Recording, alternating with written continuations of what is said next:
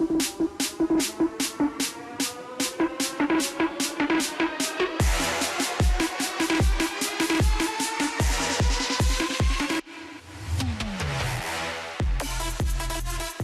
we start this Monday edition of the SportsMax Zone with cricket. Lovely cricket, but it wasn't lovely for the West Indies, who suffered a massive 127-run defeat to Pakistan in the first of two tests at the Multan Stadium in Punjab. The match produced the third fewest runs in a test played in Asia, just 647, with all 40 wickets falling inside 3 days. Pakistan resumed their second innings on Saturday's third day on 109 for 3 with a healthy lead of 202 runs. But things started well for the Caribbean side as Jomel Warrican removed Saad Shakil with the first ball of the day, which sparked a dramatic collapse for the home side as they lost their last 7 wickets for just 47 runs to be dismissed for 157. Now, set a target of 251 for the victory, the Caribbean men offered very little resistance and were bundled out for 123, with Alec Athenae's top scoring with 55 as spinners claimed all 20 Windies wickets in the match. The West Indies captain, Craig Brathwaite, lamented the importance of his batsmen adjusting to the spin-friendly conditions. And it was not easy pitch to bat on for the batters, and I do think if the spinners, consistently, the ball was riding, so one is going to have your name on it regardless. So not surprised the game finished early because it was very dry before even the game started, so I'm not surprised by that. I think we could be better with the ball in the first innings. I thought for sure 50 runs too much we gave them, and we didn't bat as good as we could, especially in the first innings. But both innings pretty much the top order didn't get any runs. So I think batting wise, where we got to improve. The top six, has to be able to bat at least a session, because it's not. Pakistan only batted one session in their second innings, and I think bowling wise, once we stay consistent in bringing forward batsmen on the front foot, I think we will have better chance. Limiting down that first innings total, and maybe got to bat better. We got to find a way. Well, Jomel Warrican, who bowled himself into the history books with the second innings figures of 7 for 32 to become the first West Indian spinner to take a fifer in Pakistan, was delighted with his accomplishment. Well, I finally got over the blocks, it felt like it was stuck on 4 for the longest time, so when I got that fiver, it felt extremely special. To get your first fiver or first 10 wicket all and being a record book, it all feels very, very special. So for me, it's an extremely good feeling, and hopefully we get more going forward. Well done for the St. Vincent and the Grenadines-born Barbadian Jomel Warrican.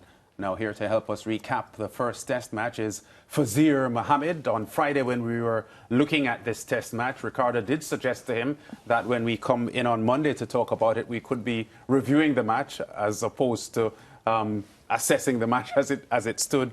A pretty dramatic weekend of cricket, Faz, and I saw a statistic which said that this is the first time in the history of men's test cricket that the batsmen 9, 10 and 11 were the top scorers in the match for any team.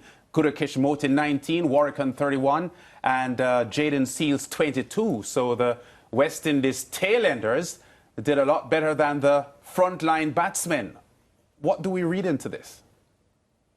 It's more continuation of the same, lads. But yes, that point about Ricardo, because I chastised him. I said, "Oh, ye of little faith," when we were talking about it being all over. Well, he proved to be right, because if you really think about it, Lance, if you go with what was supposed to be the minimum requirement of 90 overs per day, this match didn't last 2 days, and therefore the problem with the batting, as Craig Brathwaite talked about. This situation with the turning pitch only accentuated what we know already, because let's not pretend that the top order has been doing very well consistently over the last many years. I mean, you just have to look back to July at Nottingham, where the West Indies lost all 10 wickets in 90 minutes on the 4th evening, and the test match was over when everyone was expecting the match to go into a 5th day. So it's again just a regurgitation of what we have experienced before. It's just that the environment is different, the tactics are different, the pitch is different, but the result is essentially the same. Yeah, but Faz, I still want to direct my question to you about the top batsmen in the first innings being the number 9, 10 and 11 batsmen. What were they doing that the men that are given the responsibility to score runs, what did they do batting 9, 10 and 11 that the top line batsmen didn't do? I suppose it was just playing positive. If you look at it, they were looking for every opportunity to score. Gudakesh Moti, Jaden Seals, Jomel Warrican, anything that was pitched up, they were having a go. And that's why they were able to get a few boundaries, a few sixes. And of course, if you're a top order player and you do that and you get out, you're chastised. Look what happened with Craig Brathwaite at the start of the second innings. He probably recognized, look, as he said correctly, that one of these balls has my name on it, so I might as well get going. He was caught at deep mid-wicket. Again, if you look back earlier this year against South Africa, when the West Indies were playing that first test at Queen's Park Oval and was set around 290 odd on the final day, Brathwaite was out in the first over, skying a catch to cover, and he maintained that it was the way to go. So I suppose you're damned if you do, damned if you don't, but it came off for the low order. But let's be fair and say that in the second innings it didn't. The West Indies lost 4 wickets for no runs. So whereas in the first innings the tail wagged, in the second innings it was a bobtail. Yeah, so disappointing, Faz. And every time we analyze or we try to dissect what happens in a particular test match, this topic always raises its head, and it's our inability to bat spin, that problem that we have whenever we come up against quality spinners. And I feel like, Faz, it's just like we're saying the same thing over and over. Were you surprised yet again by just a disappointing approach? Well, Mariah, let me try and put it in context. No, I'm not surprised. Disappointed, yes, but not surprised. Yes, we've had historical challenges facing spin, even in the Great West Indies teams, routed by Narendra Hirwani in his debut test match in Chennai when he got 16 wickets. Even Alan Border with his part-time left-arm spin routing the West Indies in Sydney. And there are many instances along the way. But let's not pretend, Mariah, that this is a problem with spin. This is a problem with bowling, per se, any kind of bowling. Gus Atkinson routed the West Indies at Lords. Every bowler of quality you can think of has routed the West Indies in different conditions, different circumstances. So the challenges being faced now and exposing the technical shortcomings against spin is just a variation of the many different challenges. And yes, it's going to be difficult when you're coming up against bowlers who are adept to these conditions. And as I said before, Pakistan have their own strategy. I don't think it's a wise strategy of creating these situations where in the last 3 test matches, all 60 wickets that they've taken have gone to spin. And as I said, they're going to pay the price when they go to another venue, another country where the seamers are required to perform. But to answer your specific question, Mariah, yes, it's disappointing. It's not surprising. But again, I don't want us to go away with the notion that it's because it's spin on a spinning pitch that the West Indies are struggling. We lost to Bangladesh and Jamaica at Sabina Park just last month. Yeah. And it was a Bangladeshi pacer that routed the West Indies in the first innings. Yeah, very, very important point there, Faz. And then, just a quick comment on Jomel Warrican, because, when we're looking at this team and we're trying to find any sort of bright spark, we can't even look at the batting, because from the top to the bottom, there's nothing to talk about other than the effort we saw from Alec Athanaze, right? But, we move across to the bowling, and we saw quality bowling from Jomel Warrican in a team that, had a lot of West Indies fans very, very disappointed. Indeed, and as you said correctly, let's not forget Alec Athanaze and the innings he played, and it once more reminds me of this young man's enormous potential. If only he could realize that he has to raise his game above everyone else, if that is necessary. But then getting to the point of Jomel Warrican, credit to him, because I've always felt that Gudakesh Moti might have been the better option, but he's proven me wrong yet again. He had a fantastic 2024, and he's done it again at the first time of asking in 2025, bowling at the right pace, the right flight, the right angles, doing everything correctly to capitalize on the conditions. And at the other end, Gudakesh Moti went wicketless. So here you've got a situation where you've got someone, a left-arm spinner, which again reinforces my point that two left-arm spinners don't exactly mean two similar bowlers, two exactly the same bowlers. Because as we can see, Jomel Warrican recognized what was required, adjusted accordingly, bowled a bit slower, gave it a bit more flight, allowed the pitch to have its effect, and got the reward. And tremendous credit to him. 10 wickets in a test match is not an easy thing.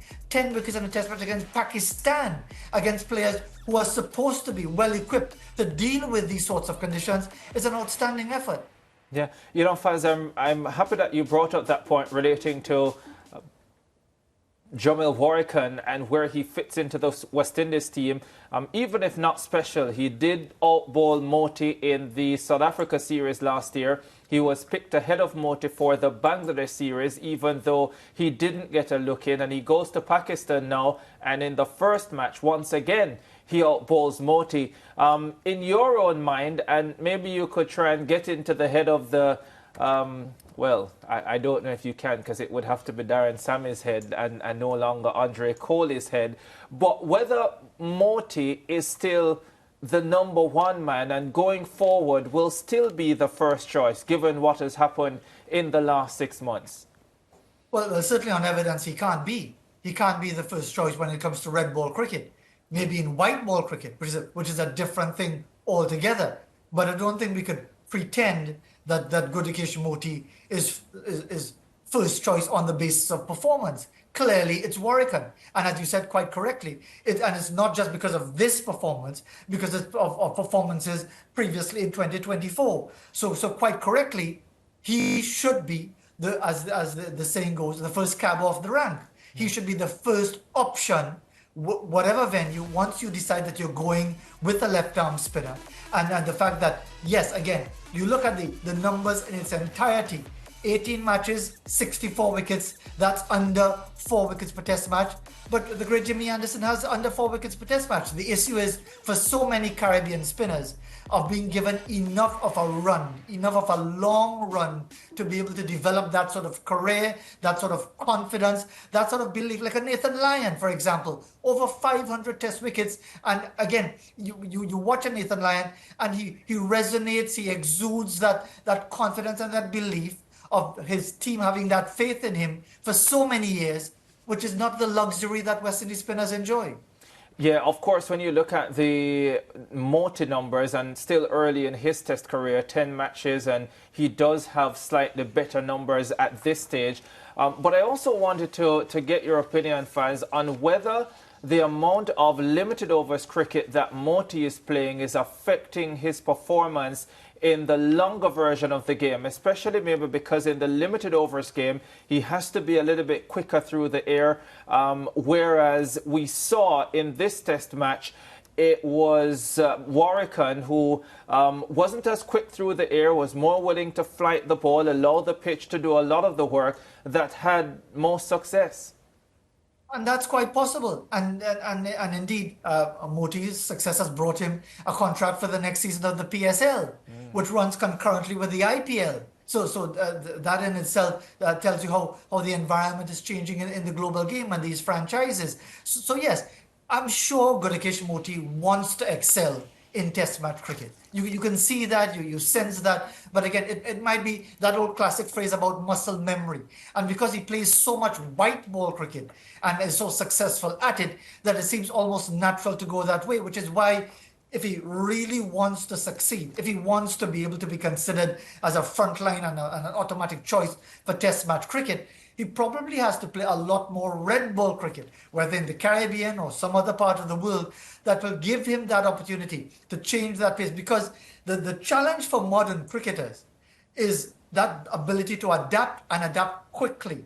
Gone are the days where you play 3, 4, 5 first-class matches before a test match. That doesn't exist anymore. And therefore, from the time you come off the plane, you're expected to make that adjustment, and within a matter of days, you're into a test match. So it takes some adjusting, but So many others are doing it, and therefore, whether it's Gudakesh Moti or anyone else, if you want to excel across the different formats, you have to be able to adapt much quicker than you're doing right now. Yeah, well, fans, I don't know if this football analogy will resonate with you. I know it will resonate with Faz and clearly with me, because Ruben Amorim, the Manchester United manager, said that this is the worst Manchester United team ever, and we have to accept it first of all and then move ahead to fix it. You know, for a long time, I thought the worst performance I'd seen from a West Indies team was the 2000 Leeds Test match, where Andrew Caddick and I think Dominic Cork just ripped through the West Indies batting lineup, and